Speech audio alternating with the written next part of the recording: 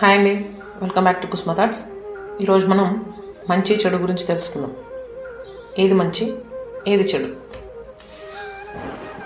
కొంచెం ఏజ్గా ఉన్న పర్సన్స్కి, అంటే 30+, 40+ ఉన్న వాళ్ళకి, 40+ ఉన్న వాళ్ళకి నేను ఏది మంచి ఏది చెడు అని చెప్పడానికి అయితే నేను ఈ వీడియో చేయలేదండి. ఎందుకంటే వాళ్ళకి మ్యాక్సిమం ఎక్స్పీరియన్స్తోనే వాళ్ళకి అన్ని క్లారిటీగా తెలిసిపోయి ఉంటాయి. ఇది ఎవరైతే కొంచెం చిన్న వయసు ఉన్న వాళ్ళు చూస్తున్నారో ఆ పిల్లలకి వాళ్ళకే చెప్తున్నాను, మంచి ఏంటి చెడేంటి. ప్రతి దాంట్లో ఒకరిని ఓడించి మనం గెలవాలి అనుకోవడం మంచి కాదు, చెడు.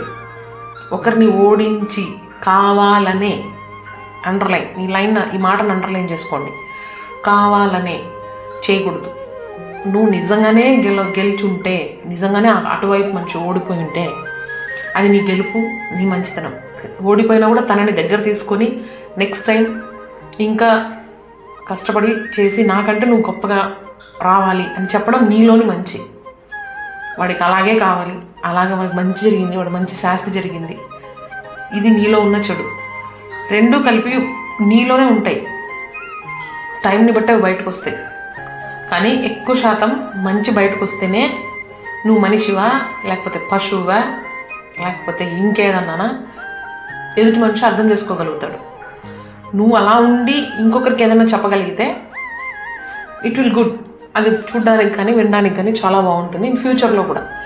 ఎందుకంటే ఎంతసేపు ఉన్నా ఒక 10 సంవత్సరాలు అలా నువ్వు సింగిల్గా ఉండగలుగుతావేమో, నెక్స్ట్ నువ్వు డబల్ అవ్వక తప్పదు, డబల్ నుంచి త్రిబుల్ అవ్వక తప్పదు.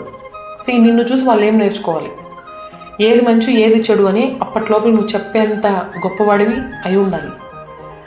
అలా చెప్తేనే నువ్వు మనిషి అయినట్టు.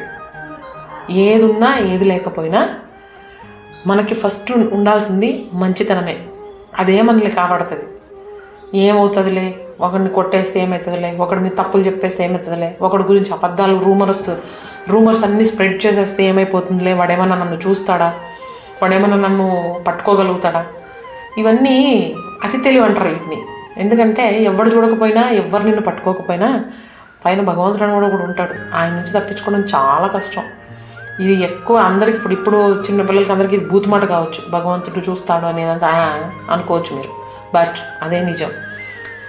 చేతులు మొత్తం కాలిపోయిన తర్వాత ఆకులు పట్టుకొని దేవుడికి నమస్కారం చేసుకునే వీలు లేకుండా ఉండడం కంటే ఇలాంటి చిన్న చిన్న వీడియోలు చూసైనా మారుతారని, పిచ్చి పిచ్చి వేషాలు మానుతారని ఒక చిన్న నా ప్రయత్నం.